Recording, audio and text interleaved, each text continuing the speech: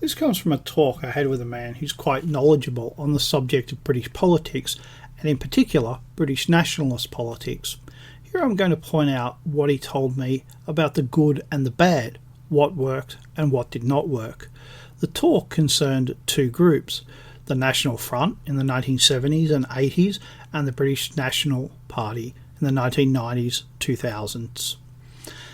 The National Front came to prominence in Britain in the 1970s because of its street marches, but like all marches the left disagrees with, they reacted violently and attacked the marchers.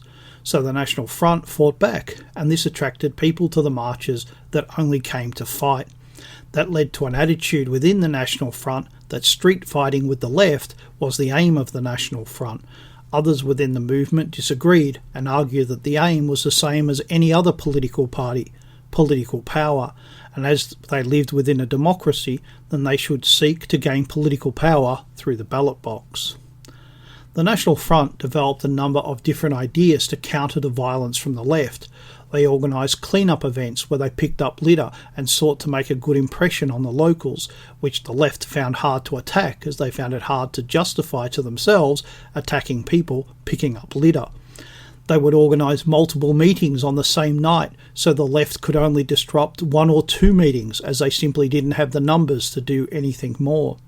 They also organised training sessions, particularly to train people in writing newsletters and newspaper articles. This training consisted of how to write, what you should write, and what you should not write.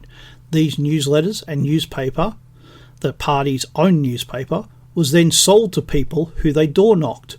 Door-knocking was a way to let ordinary people see that the National Front was just normal people by physically knocking on their door and talking to them, asking about their concerns, telling them about the concerns of the National Front, and if they were interested in buying a newspaper.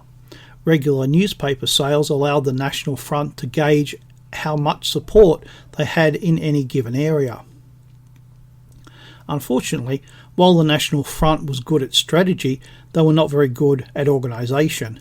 In the 1980s, it split between those who were interested in fighting the left on the streets and those who wanted a normal political party. But without each other, the two groups became too small to have any effect, and by 1990, they were a spent force. In its place came the British National Party, who sought to be a purely political party and to gain political power through the ballot box. The party was organised to have a strong leadership with a council who advised him and supported him. This structure worked well with a leader who wanted independent advice and who was interested in being only the first among equals.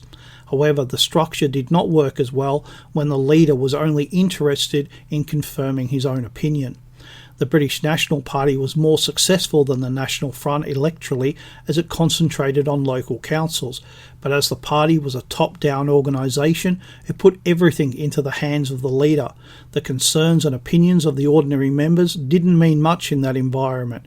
The structure was upside down. Instead of having a strong, broad base, the party was instead like a pyramid balanced on its tip.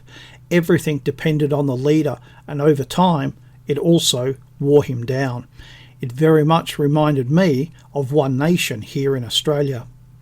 While the BNP was very organised, they overreached electorally as they sought to contest too many seats and lost.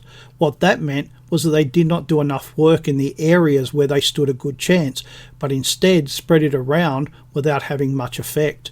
They discouraged good local candidates by sending them out to fight battles they couldn't win, and they bankrupted the party.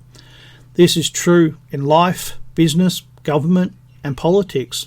Do not spend money you do not have, and unfortunately, the BNP did. They believed they had money coming in after the election that never arrived. Today, while the party still exists, it's a spent force. I support Britain remaining British, without question, so it's sad that people who support such an outcome have seen so much defeat, and to be honest, much of it self-inflicted. However, when I look at my own country, I do not see anything comparable to either of these groups, even though things are moving in the right direction. I hope people look at this and see the things that they did well and the things that they did not do well, seek to emulate the good and reject the bad. One final note that was made was that a Democratic candidate should not start to campaign when the campaign begins. He should already be well known in the area. The time of the official campaign is too short a period in which to gain prominence. Good advice there.